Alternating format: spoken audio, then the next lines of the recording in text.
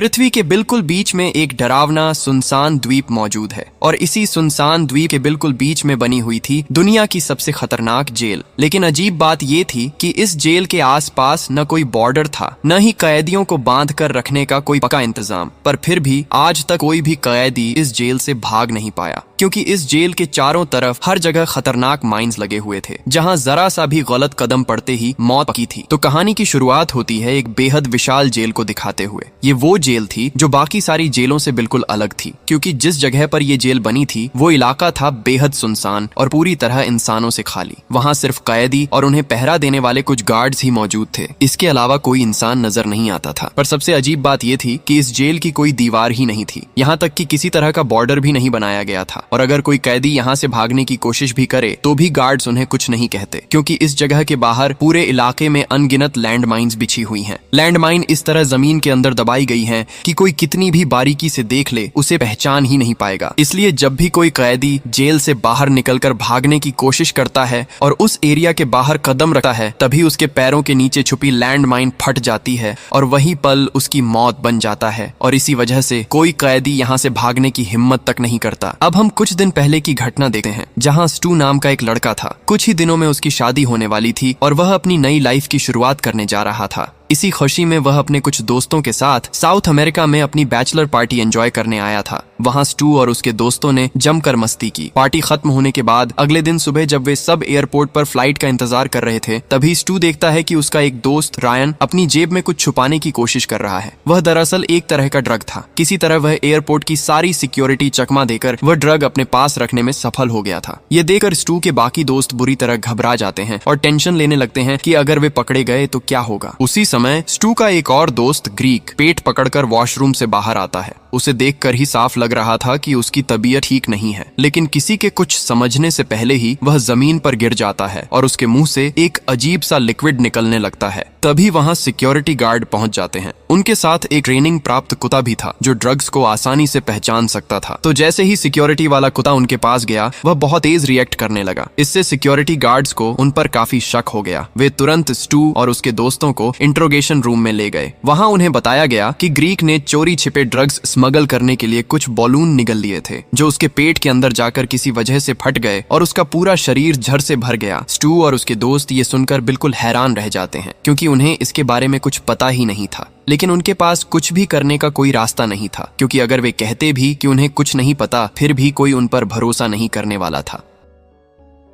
कुछ ही देर में वहां पुलिस आ जाती है और उन्हें तुरंत अरेस्ट कर लेती है। तलाशी लेने पर पुलिस को रायन के पास भी ड्रग मिल जाता है। इससे पुलिस को पूरा यकीन हो जाता है कि ये लोग स्मगलर हैं, जो एक देश से दूसरे देश में ड्रग्स सप्लाई कर रहे थे। हालांकि स्टू और उसके दोस्त बार बार समझाने की कोशिश करते हैं कि वे स्मगलर नहीं हैं, लेकिन पुलिस उनकी एक भी बात सुनने को तैयार नहीं होती। उन्हें वहीं से अरेस्ट कर लिया जाता है और आर्मी के अंडर में चलने वाले एक आइलैंड पर ले जाया जाता है। वे वहां बिल्कुल भी नहीं जाना चाहते थे, लेकिन पुलिस ने उन्हें पीट पीट कर जबरदस्ती अपने साथ ले ही गई। सबसे पहले उन्हें एक बोट में बैठाकर एक प्रिजन की तरफ ले जाया गया। वहां पहुंचकर स्टू देखता है कि एक बैग के अंदर कुछ लाशें ले जाई जा रही हैं। ये देखकर वह बुरी तरह नर्वस हो जाता है। उसे समझ ही नहीं आता कि यहाँ असल में क्या हो रहा है। इसके बाद वहां से वे लोग असली जगह की तरफ रवाना होते हैं, जहाँ उन्हें रखा जाने वाला था। एक ट्रक में बैठाकर उन्हें सबको वहां ले जाया जा रहा था। काफी लंबा रास्ता तय करने के बाद आखिरकार वे अपनी मंजिल पर पहुंच जाते हैं। यही वही जगह थी जो मूवी की शुरुआत में दिखाई गई थी, वह विशाल डरावनी जेल जिसके चारों तरफ मौत के जाल बिछे हुए थे। वे सब धीरे धीरे आगे की तरफ बढ़ रहे थे। स्टू के साथ उसका ससुर भी था, जिसका नाम था जॉन।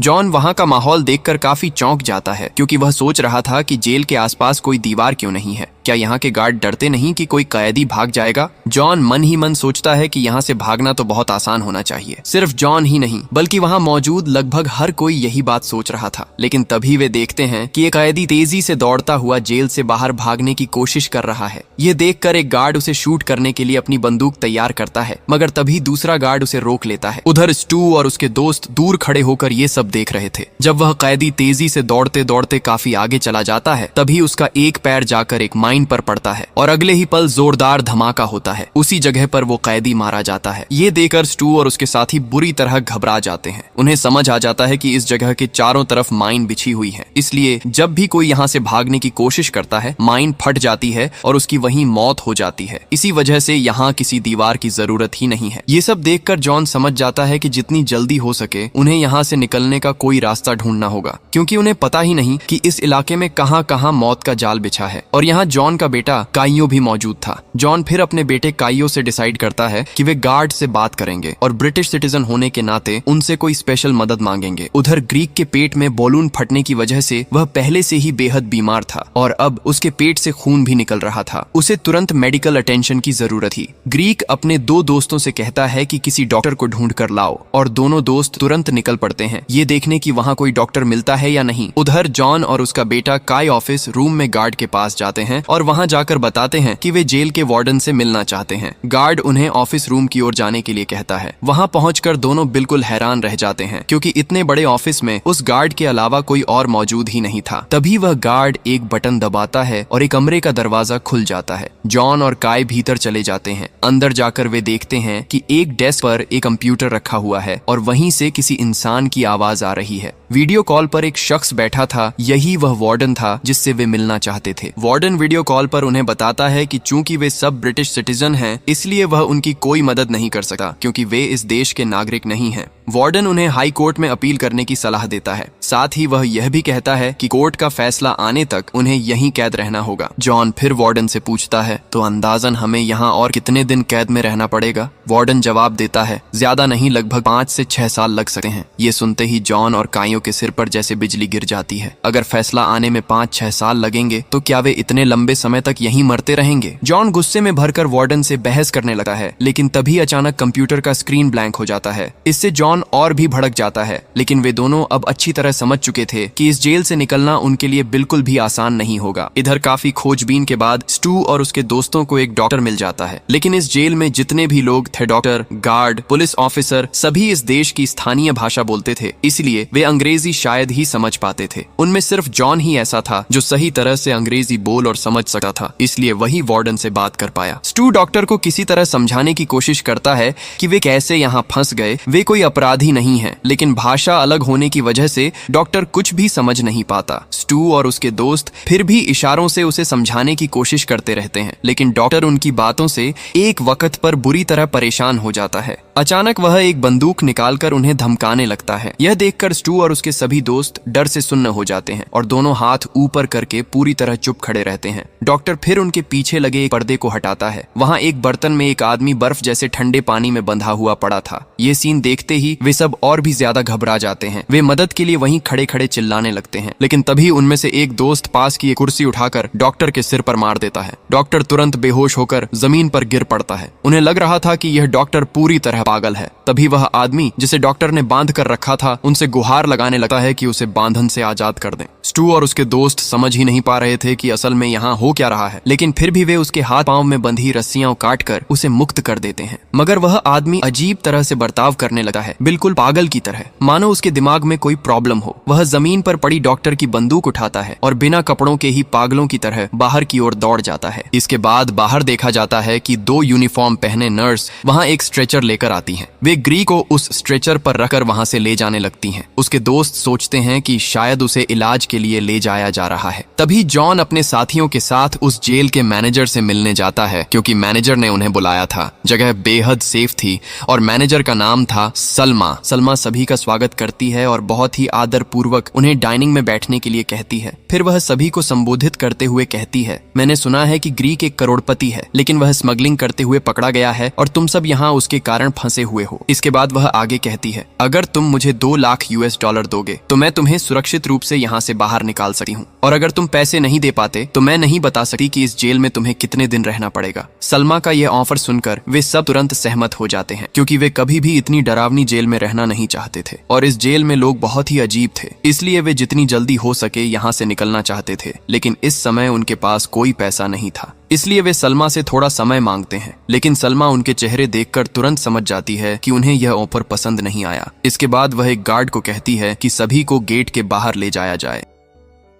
जब वे बाहर निकलते हैं तो एक अज्ञात व्यक्ति उन्हें एक लेटर देता है। वे लेटर खोलते हैं और पता चलता है कि यह लेटर ब्रिटिश एम्बेसी की ओर से भेजा गया था। इसमें उन्हें सूचित किया गया था कि ब्रिटिश एम्बेसी इस स्थिति की जांच करेगी, यहाँ तक कि अगर इस जांच में 100 साल भी लग जाए तब भी यह मामला उनके ध्यान में रहेगा। लेटर की पहली लाइन पढ़कर वे सब बहुत खुश हो जाते हैं, लेकिन लेटर की आखिरी लाइन पढ़ते ही उन्हें समझ में आता है कि असल में जांच कैसी होने वाली है। उन्हें बस औपचारिकता के तौर पर यह लेटर भेजा गया है। ऐसा लग रहा था कि इस मामले में कोई भी खास ध्यान नहीं देगा, लेकिन जॉन तब सबको आश्वस्त करते हुए कहता है कि कम से कम एम्बेसी को तो हमारा मामला पता चल ही गया है और उन्होंने कहा है कि वे इस बारे में जांच करेंगे। हो सकता है कि यह 100 साल का जिक्र सिर्फ एक कहावत ही हो। उसका विश्वास है कि कोई न कोई जरूर उन्हें यहाँ से बाहर निकाल देगा। इसी बीच एक अज्ञात कैदी उन्हें बताता है कि एम्बेसी पहले ही उनके लिए एक सेल का इंतजाम कर चुकी है। थोड़ी देर बाद उन्हें वही सेल दिखाया जाता है। वहां जाकर वे एक गैंगस्टर टाइप के आदमी को देखते हैं जिसका नाम था बैंको। वहां एक लड़की भी थी जो खुद भी कैदी थी, लेकिन वे अभी कुछ समझ पाते उससे पहले ही गैंगस्टर उन्हें कहता है, स्टू और तुम लोगों में से किसी एक को मुझे अपनी 2 किडनी देनी होंगी। एक डॉक्टर सब कुछ तुम्हारे लिए अरेंज करेगा। फिर वह अपनी अंगुली से एक डॉक्टर की तरफ इशारा करता है। इस बात को सुनकर वे सब बिल्कुल हैरान रह जाते हैं, क्योंकि वे जेल में कैद हैं तो फिर उन्हें किडनी क्यों देनी पड़ेगी। इसके बाद धीरे धीरे एक डॉक्टर उनकी तरफ बढ़ने लगता है। वे देखते हैं कि अरे ये तो वही डॉक्टर है जिसके पास वे ग्रिड का इलाज कराने गए थे, लेकिन बाद में उन्होंने ही उस डॉक्टर पर हमला करके वहां से भाग लिया था। अब इस डॉक्टर को देखकर वे और भी ज्यादा डर जाते हैं। डॉक्टर फिर एक लड़के की तरफ उंगली दिखाकर कहता है, यही लड़का था जिसने मुझ पर हमला किया था और इसी की वजह से मेरी किडनी चली गई। ये सुनते ही बिना कुछ समझने का मौका दिए बैंक को उस लड़के के सिर में गोली मारकर उसे वहीं खत्म कर देता है और फिर मुआवजे के तौर पर उसी लड़के की किडनी लेना चाहता है। ये देखकर बाकी सब बुरी तरह घबरा जाते हैं। डर के मारे वे वहीं रोने लगते हैं, क्योंकि थोड़ी देर पहले उन्होंने भी डॉक्टर पर हमला किया था। फिर उस मरे हुए लड़के को एक बेड पर लिटा दिया जाता है। बैंक को उस कैदी लड़की को कहता है कि वह उसके शरीर से किडनी निकाल कर ले आए। यहाँ तक कि वह लड़की को किडनी निकालने का आसान तरीका भी समझाता है। वह कहता है, सबसे पहले तुम्हें ये पहचानना होगा कि किडनी कहाँ होती है, फिर वहाँ की स्किन को काट देना, अपना हाथ अंदर डालना और धीरे धीरे किडनी निकाल कर ले आना। तो उसकी बात के मुताबिक ठीक उसी तरह लड़के के पेट से किडनी निकाल ली जाती है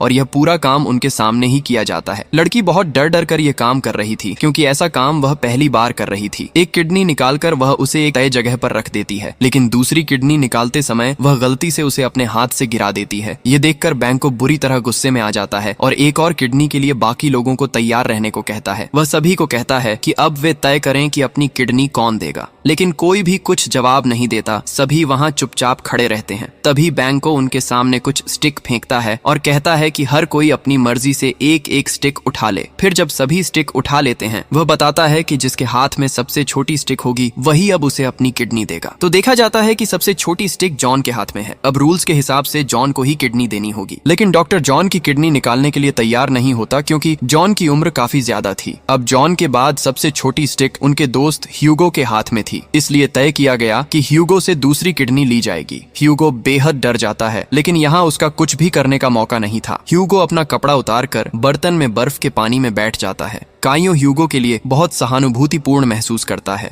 वह अपनी स्टिक तोड़कर छोटा कर देता है और कहता है, मेरी स्टिक सबसे छोटी है, इसीलिए नियम के अनुसार मेरी किडनी आपको लेनी होगी। इसके बाद वह ह्यूगो को बर्तन से बाहर निकालकर स्वयं वहां बैठ जाता है, लेकिन यह देख जॉन बिल्कुल भी सहन नहीं कर पा रहा था। वह अपने बेटे को रोकने की कोशिश करता है। इस पर बैंको तुरंत उसका सिर पर बंदूक ताने देता है। ठीक उसी समय कमरे में कोई आता है और बैंको को खबर देता है कि उसकी बहन सलमा उसे बुला रही है। बैंको तुरंत वहां चला जाता है और उस दिन काइयो वहीं बच जाता है। बैंको के कमरे से बाहर जाते ही वह कैदी लड़की जोर जोर से रोने लगती है। वह बताती है कि उसका नाम क्लेम है। वह चिल्लाकर कहती है, मैंने कभी सोचा भी नहीं था कि अपनी छुट्टियां एक कैदी बनकर बितानी पड़ेंगी और अपने ही हाथों किसी इंसान के पेट के अंदर से उसकी किडनी निकालनी पड़ेगी। ऐसी बातें कहते कहते ही वहां डॉक्टर आ जाता है और उसकी सारी बातें सुन लेता है। फिर वह लड़की के बाल पकड़कर उसे जबरदस्ती अंदर घसीट कर ले जाता है। यह देखकर स्टू और उसके दोस्त बहुत दुखी होते हैं, लेकिन वे कुछ भी नहीं कर सकते थे। कुछ देर बाद उन्हें पता चलता है कि काइयो के पास एक रिंग है। ऑर्गन एक्सट्रैक्शन के समय उसने किसी तरह एक आदमी के हाथ से वह रिंग निकालकर अपने पास छुपा ली थी। यह अब उनके पास बची हुई इकलौती कीमती चीज थी। फिर देर रात स्टू का दोस्त रायन चुपके चुपके स्टू को उठाकर अपने साथ बाहर ले जाता है। वे वास्तव में शक कर रहे थे कि यह सब सिर्फ ग्रीक की स्मगलिंग के लिए नहीं हो रहा, इसमें कोई और भी जरूर शामिल है। और अगर सिर्फ ग्रीक ने ही कुछ गलत किया है तो पुलिस ने उन्हें सभी को क्यों अरेस्ट किया। इसीलिए दोनों मिलकर निर्णय लेते हैं कि वे पता लगाएंगे कि इसके पीछे और कौन शामिल है और असली सच क्या है। इसके बाद वे चुपके से एक ऑफिस में जाते हैं और देखते हैं कि वहां क्लेम मौजूद है। क्लेम को वहाँ उनके दोस्त ग्रीक का ख्याल रखने के लिए रखा गया था। वे क्लेम से कहते हैं कि किसी भी तरह ग्रीक तक उन्हें पहुंचाने में मदद करे। क्लेम तुरंत मान जाती है और उन्हें सावधान करती है कि वे किसी भी तरह उत्तेजित न हो और गार्ड उन्हें देख न पाए। फिर क्लेम धीरे धीरे उन्हें अंदर ले जाती है, लेकिन ग्रीक को देखकर वे दोनों अपना आपा खो देते हैं, क्योंकि ग्रीक की वजह से उनका एक दोस्त पहले ही मर चुका था, उसे गोली मारी गई और उसकी किडनी निकाल ली गई थी। लेकिन ग्रीक उन्हें शांत रहने को कहता है। फिर जब वे थोड़े शांत हो जाते हैं तो ग्रीक उन्हें बताता है, हमें किसी भी तरह यहाँ से निकलना ही होगा, और जो मैंने किया वह मैंने जानबूझकर नहीं किया। मुझे नहीं पता था कि इसके परिणाम इतने भयानक होंगे, लेकिन मैं यहाँ से निकलने का एक तरीका जानता हूँ। मुझे बस एक फोन चाहिए ताकि मैं बाहर अपने बॉस से कांटेक्ट कर सकूं। एक बार जब मैं उससे बात कर लूंगा तो वह हमें यहाँ से बाहर निकाल देगा। इसलिए तुम लोग किसी भी तरह मेरे लिए सिर्फ एक फोन का इंतजाम करो। स्टू और रायन उसकी बातों पर विश्वास करते हैं और सोचने लगते हैं कि वे यहाँ से फोन कैसे मैनेज करेंगे। इसी बीच स्टू के बाकी दोस्तों की सबसे बड़ी चिंता अब खाना मैनेज करना बन जाती है, क्योंकि उनके पास इस समय बिल्कुल भी पैसा नहीं था, इसलिए वे यहाँ अच्छे से खाना भी नहीं खा पा रहे थे। ये जेल बाकी जेलों से पूरी तरह अलग थी, यहाँ बिना पैसे के खाना भी नहीं मिलता। तब उनके बीच ह्यूगो देखता है कि एक छोटी सी लड़की जेल के अंदर कैदियों को पैसे उधार दे रही है। यह देखकर वह उस लड़की से $100 उधार मांगता है, लेकिन लड़की उसे बताती है, तुम लोग चूंकि सेल्मा को $2 लाख देने के लिए राजी हो गए हो, इसलिए इस जेल में तुम्हें किसी से भी कोई मदद नहीं मिलेगी। ये सुनकर वे सब बहुत निराश हो जाते हैं और समझ जाते हैं कि शायद उन्हें मौत तक भूखा रहना पड़ेगा। इसी बीच अचानक वे देखते हैं कि एक आदमी एक बूढ़ी औरत को एक मुर्गी दे रहा है और बदले में उससे पैसे ले रहा है। यह देखकर उनकी उम्मीद वापस लौट आती है। वे सब उस बूढ़े आदमी के पास जाते हैं और जॉन उसे अपना स्पेशल डिजाइन किया हुआ जूता ऑफर करता है ताकि बदले में वह आदमी उन्हें थोड़ा सा चिकन खाने के लिए दे दे, और किस्मत से वह आदमी मान भी जाता है। वह मुर्गी जॉन को दे देता है और बदले में जॉन का जूता ले लेता है। उधर स्टू और रायन उस अंडरटेकर को ढूंढने में लगे थे, क्योंकि वे उसे कुछ काम करने के लिए इस्तेमाल करना चाहते थे, और आखिरकार वे उसे ढूंढ ही लेते हैं। वह मुख्यतः कैदियों के शव को जलाने या जमीन में दबाने जैसे कामों में लगा होता था। तो वे अंडरटेकर से कहते हैं कि वह उनके लिए 2 काम करे। पहले उनके उस दोस्त की लाश जिसे मारा गया था उसे जला देना, और दूसरे उन्हें एक फोन कॉल का इंतजाम कराना। इसके बदले में वे उसे वह रिंग ऑफर करते हैं जो उन्होंने यहाँ पहुंचकर पाई थी। अंडरटेकर उस रिंग को थोड़ी देर देखकर समझता है कि यह बहुत कीमती है और तुरंत ही उनके ऑफर को मान लेता है, लेकिन वह बताता है कि वह सिर्फ एक ही काम कर सकता है, इसलिए उन्हें तय करना होगा कि वह कौन सा काम करेगा। चूंकि स्टू और रायन की जेल से किसी भी हालत में बाहर निकलना था, इसलिए वे उसे फोन का इंतजाम करने का काम करने के लिए चुनते हैं। इसके बाद वह आदमी रिंग लेकर उन्हें उसके बदले एक पुराना फोन दे देता है। स्टू तब वो फोन लेकर सीधे ग्रीक के पास चला जाता है। दोनों जेल के वॉशरूम में छुप जाते हैं। ग्रीक तुरंत अपने बॉस को कॉल करता है और उसे रिक्वेस्ट करने लगता है कि किसी भी तरह वह उन्हें यहाँ से बाहर निकलवा दे। बॉस उन्हें बाहर निकालने के लिए तैयार तो हो जाता है, लेकिन उससे पहले वह जानना चाहता है कि आखिर उनकी हालत ऐसी क्यों हुई। ये सुनते ही ग्रीक तुरंत फोन काट देता है। फिर वह स्टू से कहता है कि उसके बॉस को असली कहानी किसी भी हाल में नहीं बतानी है, वरना बॉस बहुत गुस्सा हो जाएगा। वह स्टू को समझाते हुए कहता है, देखो तुम किसी तरह सारी गलती अपने ऊपर ले लेना। मेरे बॉस से कहना कि ये सब तुमने किया, तुम्हारे पास से ही ड्रग्स मिले थे। अगर तुम ये बात कह दोगे तो वह जरूर मुझे किसी न किसी तरीके से यहाँ से निकाल लेगा, और मैं वादा करता हूँ अगर मैं एक बार यहाँ से बाहर निकल गया तो मैं तुम सबको भी यहाँ से आजाद कर दूंगा। स्टू चुपचाप उसकी सारी बातें सुनता रहता है और आखिर में उसके कहे अनुसार करने के लिए तैयार भी हो जाता है। इसके बाद ग्रीक फिर से अपने बॉस को कॉल करता है और इस बार कहानी को मोड़ते हुए स्टू के बारे में बताता है कि उनके दोस्त स्टू से ड्रग्स मिलने की वजह से ही उन्हें यह स्थिति झेलनी पड़ी। ग्रीक अब स्टू को अपने बॉस से बात करवा देता है, लेकिन यहाँ देखा जाता है कि स्टू ग्रीक की किसी भी बात को न मानते हुए अपने बॉस को असली सच बता देता है। वह कह देता है कि असल में ये सारी परेशानी ग्रीक की वजह से हुई है। ग्रीक उस दिन चुपचाप बिना किसी को बताए ड्रग्स की स्मगलिंग करने गया था और गार्ड्स ने इसे पकड़ लिया और उन्हें सबको अरेस्ट कर लिया। जब स्टू यह सब अपने बॉस को बता रहा था, ग्रीक पास से लगातार उसे रोकने की कोशिश कर रहा था, लेकिन स्टू ने उसकी किसी भी रोक को नहीं माना। उसने पूरा सच अपने बॉस को बता दिया। असल में स्टू समझ चुका था कि ग्रीक का असली प्लान क्या था। ग्रीक शायद उन्हें यहाँ छोड़कर खुद यहाँ से भागने की कोशिश कर रहा था। यही वजह थी कि जब ग्रीक ने कहा कि सारी गलती अपने ऊपर ले लो, तब स्टू ने चुप रहकर सब कुछ भांप लिया था। इसी बीच जब ग्रीक स्टू को रोकने की कोशिश कर रहा था तो गलती से स्टू उसे बहुत जोर से मार देता है, लेकिन वह शुरू में यह नहीं समझ पाता कि वॉर इतना जोरदार हो गया था कि ग्रीक पर असर पड़ गया। स्टू खुद ग्रीक पर बैठकर अपने बॉस से बात करने लगता है। बात खत्म करने के बाद जब वह ग्रीक को उठाने की कोशिश करता है तो पाता है कि ग्रीक कोई प्रतिक्रिया नहीं दे रहा। वह बार बार पुकारता है, लेकिन ग्रीक किसी तरह जवाब नहीं देता। फिर वह देखता है कि ग्रीक ने सांस लेना बंद कर दिया है। तभी उसे समझ आता है कि ग्रीक अब जिंदा नहीं है। उसकी गलती से उसका दोस्त मर चुका है। ये देखकर स्टू बहुत डर जाता है। वह समझ नहीं पाता कि अब क्या करे, इस मृत शरीर को कहाँ रखे। ठीक ठीक इसी समय वॉशरूम के दरवाजे पर कोई नॉक करता है। इससे उसका डर और बढ़ जाता है और कोई विकल्प न देखकर वह ग्रीक के शरीर को कमोड में डाल देता है और बाहर निकल जाता है। फिर वह दौड़कर अपनी सेल में पहुंचता है और वहां दीवार के एक हिस्से को तोड़कर फोन छुपाने की कोशिश करता है। इसी दौरान जॉन, जो वह मुर्गी अपने जूते के साथ एक्सचेंज करके ले आया था, वह बाहर निकल जाती है। उधर फोन छुपाकर जब स्टू बाहर निकलता है तभी अचानक उसे दिखाई देता है कि ऊपर से मुर्गी का एक पंख नीचे गिर रहा है। फिर वह ऊपर देखकर देखता है कि एक आदमी उस मुर्गी को पकड़कर खड़ा है। वह आदमी स्टू से कहता है, वॉशरूम में थोड़ी देर पहले तुमने क्या किया मैं सब देख चुका हूँ। यह सुनकर स्टू एक पल भी बर्बाद नहीं करता और सीधे उस आदमी के पास चला जाता है। वह उसे रिक्वेस्ट करता है कि इस बारे में वह किसी को कुछ न बताए, लेकिन इसके बदले वह आदमी स्टू से कहता है कि उसे उसके लिए एक काम करना होगा। स्टू उसकी बात मान लेता है और वह आदमी भी उसे चिकन वापस कर देता है। रात को जब सब लोग सेल में एक साथ बैठकर उस मुर्गी को फ्राई करके खा रहे होते हैं, स्टू सबको एक सुझाव देता है। वह कहता है कि इस आइलैंड में एक फैक्ट्री है और हमें वहां काम करके पैसे कमाने चाहिए, नहीं तो हम सब यहाँ भूख से मर जाएंगे।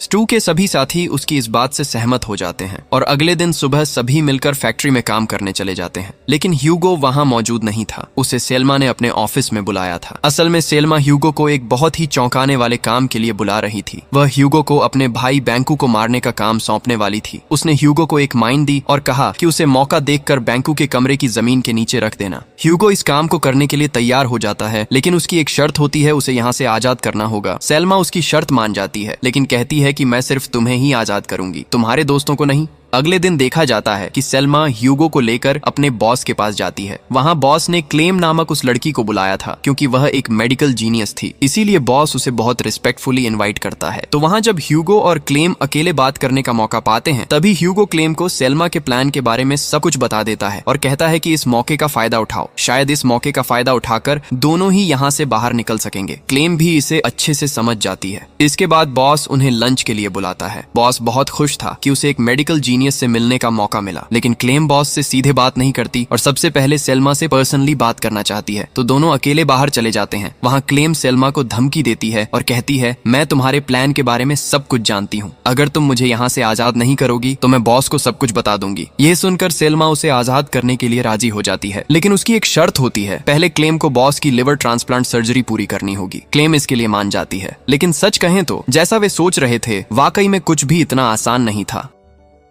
इसी बीच देखा जाता है कि स्टू उस आदमी की फैक्ट्री के सबसे अंडरग्राउंड हिस्से तक पहुंचने में मदद कर रहा है, जिसके साथ कल रात मुर्गी का डील हुआ था। वहां एक टनल है जिसका गेट सीधे समंदर की तरफ खुलता है। जैसे ही वह गेट तक पहुंचता है, उसे समझ आता है कि वहां भी गार्ड की कड़ी चौकसी है। यहाँ तक कि वह देखता है कि वहां मृत लोगों के अंग पड़े हैं, जिससे लग रहा था कि कोई भयानक जीव उन पर हमला कर चुका है। ये सब देखकर वह डर जाता है और फिर फैक्ट्री में वापस लौटा है और मुख्य गेट से बाहर निकलने की कोशिश करता है। लेकिन तभी देखा जाता है कि स्टू अपने पेट पर हाथ रखकर वॉशरूम में जा रहा है। वहां जाकर वह अपने शरीर से ड्रग्स जैसी कोई चीज निकालता है और इसी दौरान जब उसके अन्य साथी दरवाजे पर नॉक करते हैं, वह जल्दी से उन चीजों को वॉशरूम में फ्लश कर देता है और बाहर निकल आता है। उसके दोस्त जब पूछते हैं कि क्या हुआ, ठीक उसी समय कमोड ओवरफ्लो हो जाता है और पानी के साथ सभी ड्रग्स बाहर आ जाती हैं। यहीं पर यह खुलासा होता है कि असल में स्टू खुद भी ड्रग्स की स्मगलिंग में शामिल था। इसी समय पहाड़ के ऊपर सेल्मा और उसका भाई एक इवेंट का आनंद ले रहे थे। यहाँ सेल्मा ह्यूगो को एक सिग्नल देती है। ह्यूगो फिर छुपाकर रखी माइन को बैंकू के कमरे में सेट करता है और वहां से निकल आता है। इसके बाद वह दूसरे कमरे में जाकर खुद को रिलैक्स करने के लिए ड्रिंक्स लेने लगता है। तभी अचानक बैंकू का एक दोस्त ह्यूगो के पीछे खड़ा हो जाता है। इससे वह चौंक जाता है और बोतल नीचे रख देता है। ठीक उसी समय एक अलार्मिंग डिवाइस से आवाज आने लगती है। ये सुनकर बैंकू का दोस्त अपनी पहचान प्रकट कर देता है। असल में वह एक अंडरकवर एजेंट था और यहाँ बैंकू और सेल्मा के क्राइम की जांच करने आया था। ये सुनकर ह्यूगो डर कर वहां से भागने की कोशिश करता है, लेकिन वह आदमी उसे पकड़ लेता है। ठीक इसी समय कमरे से माइन ब्लास्ट हो जाती है। बैंकू दौड़ते हुए अंदर जाता है और देखता है कि उसका दोस्त यानी वह अंडरकवर एजेंट शरीर से टुकड़े टुकड़े होकर जमीन पर पड़ा है। वे लगातार उस सेल पर शूट कर रहे थे क्योंकि सेल्मा ने उन्हें ऐसा करने के लिए कहा था, लेकिन उन्हें पता नहीं था कि अंदर कोई था।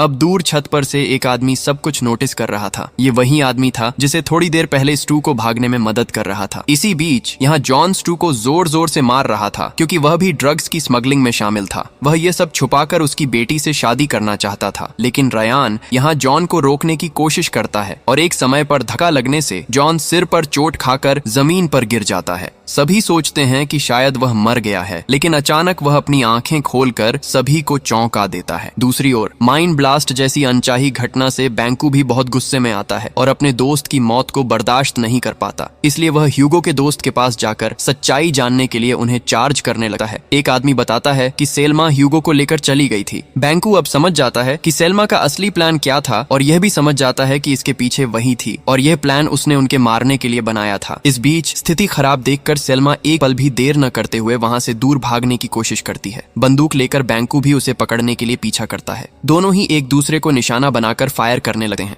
इसी बीच टॉवर में मौजूद गार्ड नीचे उतर आता है। इसी बीच स्टू की मदद से वह आदमी दूर से सब कुछ बहुत ध्यान से देख रहा था। जब उसने देखा कि गार्ड नीचे उतर गया है तो वह उसी मौके का फायदा उठाकर गार्ड के कमरे में चला जाता है। वहां जाकर वह कंट्रोल रूम को फोन करता है और बताता है कि बैंकू और सेल्मा के बीच बहुत बड़ी परेशानी हुई है, इसीलिए कंट्रोल रूम के सभी लोगों को तुरंत वहां जाना चाहिए। लेकिन ठीक उसी समय कंट्रोल रूम के सभी मॉनिटर बंद हो जाते हैं। जब कंट्रोलर इसे ठीक करने की कोशिश करता है तभी उसे बिजली का झटका लगता है और वह बेहोश हो जाता है। इस मौके का फायदा उठाकर जेल में सभी वहां से दूर भागने की कोशिश करते हैं। जैसे ही वे दौड़कर बाहर निकलने वाले होते हैं, कंट्रोलर का होश वापस आता है और वह तुरंत इमरजेंसी बटन दबा देता है। इसी बीच जब स्टू सबसे पहले दौड़कर माइनफील्ड में कदम रखने वाला होता है तभी रयान उसे रोक देता है, क्योंकि उसने थोड़ी दूर से विस्फोट की आवाज सुनी थी। ये सुनते ही सभी लोग अपने अपने स्थान पर खड़े हो जाते हैं, क्योंकि अगर वे वहां से थोड़ी भी मूव करते तो माइंड ब्लास्ट हो जाती। लेकिन जॉन इस बात को ज्यादा महत्व नहीं देता, क्योंकि वह सोचता है कि शायद उन्हें फिर कभी ऐसा मौका न मिले। फिर भी उसके बेटे काय उसे चेतावनी देने के बाद भी जॉन वहां से भागने के लिए मूव करता है और ठीक उसी समय एक माइंड ब्लास्ट हो जाती है और जॉन का शरीर वहां बिखर जाता है। इस समय स्टू चिल्लाता है और किसी से कहता है कि वह फोन उसके पास फेंक दे, जो कि काय के पास था।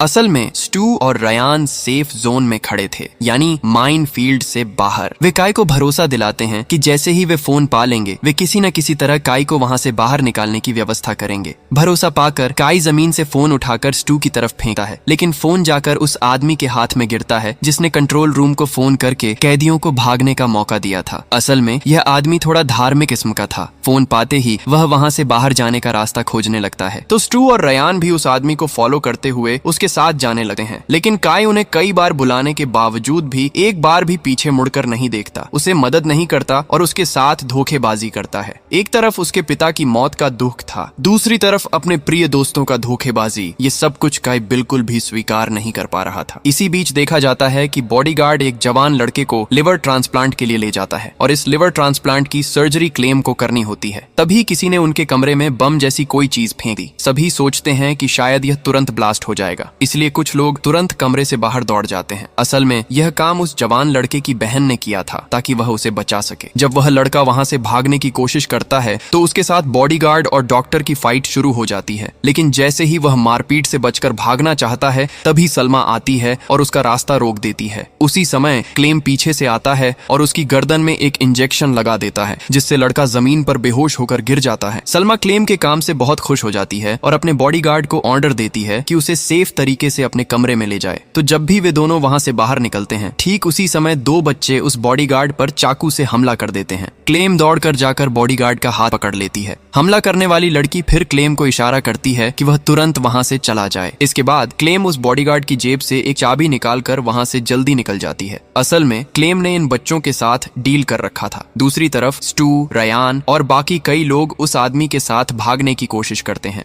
रास्ते में स्टू उस अंडरटेकर की मृत देह देखता है जिसने रिंग के बदले उन्हें फोन दिया था। वे दोनों तुरंत अंडरकवर की बॉडी सर्च करने लगे हैं, क्योंकि वे वही रिंग ढूंढ रहे थे। थोड़ी ही देर में उन्हें वह रिंग मिल जाती है। इसके बाद देखा जाता है कि क्लेम जो चाबी लेकर एक कमरे में प्रवेश करती है, वहां एक और लड़की को बंदी बनाया गया था। क्लेम उस लड़की की बंधन खोलकर उसे मुक्त कर देती है। लड़की का नाम था जेमा। जेमा इस काम के लिए क्लेम के प्रति बहुत खुश हो जाती है। वह क्लेम को भरोसा देते हुए कहती है, मैं तुम्हें इस आइलैंड से बाहर निकलने में मदद कर सकती हूँ। यह कहते हुए वह कमरे से बाहर चलने लगती है और अजीब तरह से कमरे से बाहर निकलते ही जेमा क्लेम को दरवाजे के अंदर लॉक कर देती है और वहां से चली जाती है। जेमा के इस व्यवहार को देखकर क्लेम बहुत हैरान हो जाती है। उसे इसके पीछे कोई कारण समझ नहीं आता। वह तब मदद के लिए जोर जोर से चिल्लाने लगती है। इसी समय सलमा आती है और उसका लॉक खोल देती है और कहती है कि सर्जरी का समय हो गया है। डॉक्टर तुम्हारे लिए अंदर इंतजार कर रहा है। इसके बाद वे दोनों डॉक्टर के पास जाते हैं, लेकिन डॉक्टर के कमरे में जाकर वे दोनों बहुत हैरान हो जाते हैं क्योंकि वे देखते हैं कि डॉक्टर की मृतदेह बाथटब में पड़ी है। क्लेम दौड़कर डॉक्टर के पास जाती है उसका पल्स चेक करने के लिए, लेकिन तभी जेमा उस पर हमला कर देती है। जब सलमा उसे रोकने की कोशिश करती है तो उनके बीच वहां लड़ाई शुरू हो जाती है। एक चरण में किसी के हाथ से बंदूक नीचे गिर जाती है। इस मौके का फायदा उठाते हुए क्लेम वह बंदूक उठा लेती है, जिससे तुरंत वहां उनकी लड़ाई रुक जाती है। जेमा तब बार बार वहां रखे एक फ्रिज की तरफ देखने लगती है। क्लेम जब उससे इस बारे में सवाल करता है तो वह खुलासा करती है कि इसके दरवाजे के पीछे एक गहरा टनल है जो सीधे समंदर के किनारे से जुड़ा हुआ है। ये सुनकर क्लेम भी जेमा के साथ उस टनल के जरिए वहां से भागने के लिए तैयार हो जाता है। तब सलमा भी उनके साथ भागना चाहती है, इसलिए ये तीनों मिलकर एक हो जाते हैं।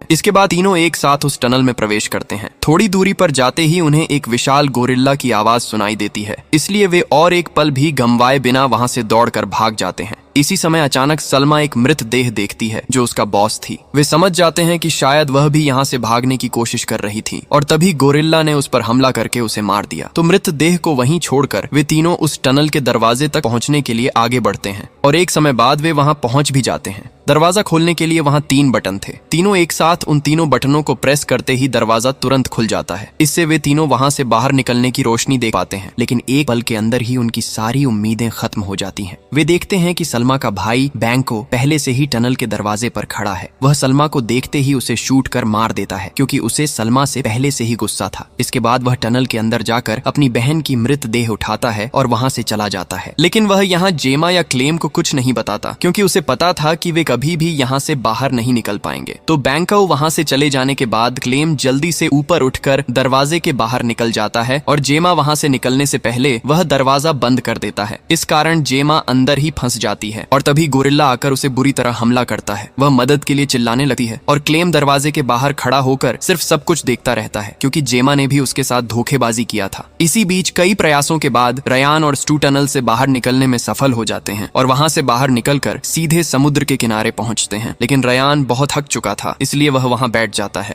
और अचानक वह देखता है कि स्टू एक बड़ा पत्थर हाथ में लेकर उसकी ओर बढ़ रहा है और कुछ समझने से पहले ही वह उस पत्थर से रयान के सिर पर वार कर उसे मार देता है। और उसे मारने के पीछे भी एक कारण था। असल में उन्होंने फैक्ट्री से बहुत सारे ड्रग्स चोरी कर लिए थे और स्टू चाहता था कि ड्रग्स बेचकर सारा पैसा वह अकेले ले जाएगा, इसलिए उसने शुरू से ही रयान को मारने का प्लान बनाया था। यानी यहाँ का हर इंसान स्वार्थी था, वे सब सिर्फ अपने फायदे के लिए ही सब कुछ कर रहे थे। अब रयान की बॉडी वहीं छोड़कर स्टू एक बोट में बैठकर अपने शहर लौटने के लिए रवाना हो जाता है, लेकिन अचानक क्लेम पानी से बोट में कूद पड़ती है। स्टू उसे देखकर बहुत हैरान हो जाता है। इस बीच क्लेम देख चुका था कि स्टू ने रयान को मार डाला, इसीलिए अब स्टू के लिए क्लेम का जिंदा रहना भी खतरे में आ गया है। वहीं क्लेम भी समझ रहा था कि स्टू उसे कभी भी मार सकता है क्योंकि उसने स्टू के बारे में सब कुछ जान लिया था। लेकिन तभी अचानक उनकी नजर उनके बीच रखे हुए एक बंदूक पर पड़ती है। वे दोनों कुछ समय के लिए एक ही नजर से उस बंदूक की तरफ देखते रहते हैं और अचानक वहां से गोली चलने की एक जोरदार आवाज सुनाई देती है और तभी सीन बदलकर रयान के पास चला जाता है। यहाँ देखा जाता है कि रयान असल में मरा नहीं था, वह अभी भी जिंदा है। लेकिन इसके बावजूद एक रहस्य बना रहता है, असल में बोट में किसने किसे गोली मारी थी, क्लेम ने स्टू को या स्टू ने क्लेम को। आखिर में उनके बीच कौन बचा या दोनों ही मरे, ये स्पष्ट रूप से नहीं दिखाया जाता और इसी गहरे रहस्य के बीच कहानी यहीं खत्म हो जाती है।